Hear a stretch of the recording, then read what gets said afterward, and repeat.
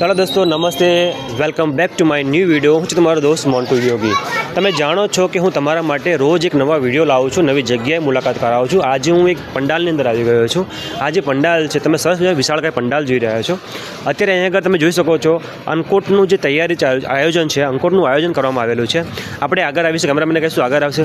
આપણે અહીંથી કોઈ વ્યક્તિને પૂછીશું કે આ જે મંડળ કયું છે, કઈ જગ્યા છે અને કયું પંડાલ છે, તો આપણે વાત કરીશું। તમારું સ્વાગત છે અમારા વિડીયોની અંદર। તમે અમને જણાવશો કે જે આ જે પંડાલ છે, જ્યારે અમે આવી ગયા છે, પંડાલ વિશે, મંડળ વિશે અને ગામ વિશે તમે થોડી માહિતી અમને આપશો। સૌથી પહેલાં તમે તમારું નામ બતાવો અમને। મારું નામ સ્વપ્નિલ પટેલ છે અને અમે પોતે અલિન્દ્રાના જ રહેવાસી છીએ। અને આ જે જગ્યા છે એ મહાદેવ ચોક છે અને શ્રી ગણેશ યુવક મંડળ દ્વારા આપણે આ 12મું વર્ષ ઉજવીએ છીએ ગણપતિ દાદાનું, અને આજે અન્નકૂટનો પ્રોગ્રામ આપણે રાખેલો છે। સ્વપ્નિલભાઈ, અમને એ જણાવશો કે જે આ જે મંડળ છે, આ કયું વર્ષ છે આનું? 12મું વર્ષ ચાલી રહ્યું છે અત્યારે। 12મું વર્ષ।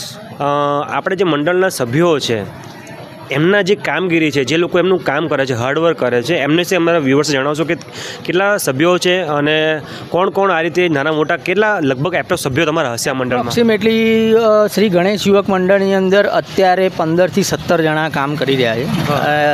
પહેલાંની વાત કરું તો પહેલાં તો બધા બહુ હતા, લગભગ આપણે 50 જણાની ટીમ છે, પણ કારણોસર અમુક લોકો વિદેશ વસવાટ માટે જતા રહ્યા છે, અમુક લોકો આઉટ ઓફ સિટી ગયા છે એમના ધંધા અર્થે, કામ અર્થે। એટલે અત્યારે ઓન એન એવરેજ 15થી 17 લોકો આપણે કામ કરે છે, એમાં નાના મોટા વડીલો બધા આવી ગયા। સ્વપ્નિલ, આપણે અંદર જઈએ અને આજે તમારું જે ખાસ ડેકોરેશન તમારું છે મને યુનિક લાગી રહ્યું છે।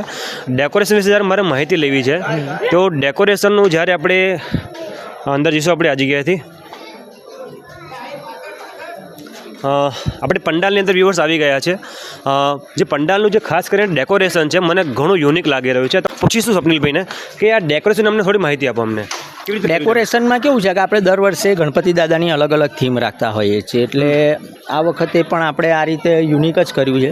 જેમ કે ગઈ વખતે આપણે થોડું સ્ટેજ ઉપર હતું, આ વખતે સ્ટેજ એડજસ્ટ કર્યું, વત્તા લાઇટિંગ આપણે એડજસ્ટ કર્યું છે। પછી આ બુકેને જે આપણે દર વખતે ફ્રન્ટ સાઈડ ખાલી શણગારતા હતા એની જગ્યાએ આપણે અંદર પણ ડેકોરેશન કર્યું છે। અને ખાસ વાત તો આપણે જે મેન શોભામાં અભિવૃદ્ધિ કરે એ વસ્તુ આપણી ગણેશ દાદાની મૂર્તિ છે। તો મૂર્તિમાં એવું છે કે દર વખતે આપણે નોર્મલ રેગ્યુલર ટાઈપની મૂર્તિ લાવતા હતા, પણ આ વખતે આપણે રજવાડી મૂર્તિ લાવ્યા છીએ। રજવાડી મૂર્તિ એટલે કે તમે જોવામાં લાગે કે કોઈ પહેલાંના જે મહારાજાઓ હતા જે રીતે પોતાના સિંહાસન ઉપર બેસતા હતા એવી રીતે ગણપતિ દાદા અત્યારે આપણે જે મૂર્તિ છે એ વિરાજમાન છે। સરસ સરસ।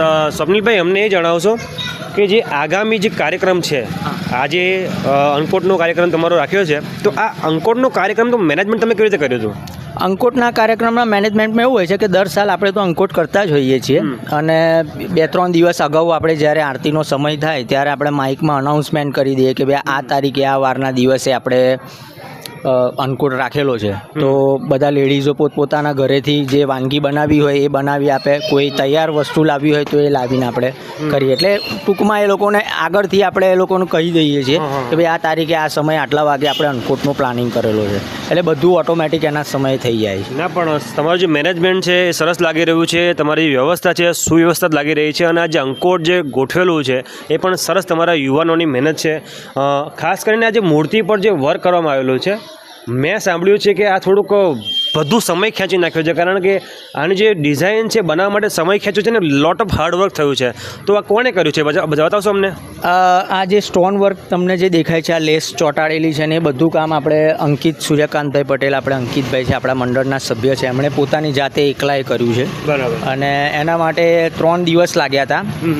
એનું કારણ છે કે આ સ્ટોન અને આ જે ડેકોરેશન ના હોય તો એના વગર મૂર્તિમાં બહુ ઉઠાવ ના આવે, એના માટે બારીકીથી એક સ્ટોન પોતાની જાતે હાથથી ચોંટાડીને એમણે કામ કરેલું છે। 3 દિવસ લાગ્યા હતા કામ કરતા।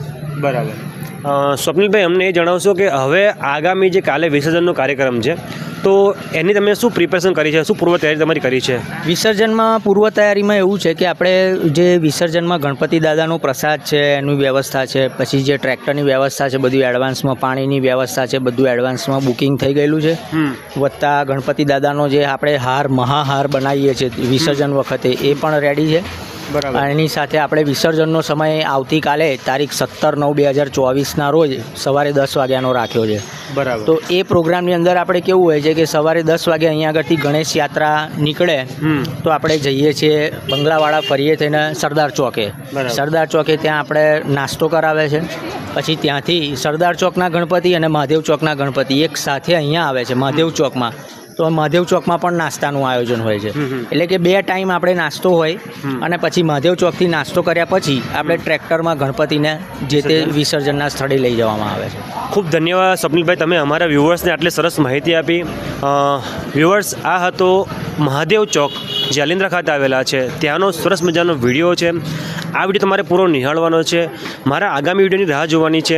તમે મને ફોલો નથી કરતો અત્યારે જ ફોલો કરી લો અને યુટ્યુબ પર વિડીયો નિહાળી રહ્યા છો તો મારી યુટ્યુબ ચેનલને સબસ્ક્રાઈબ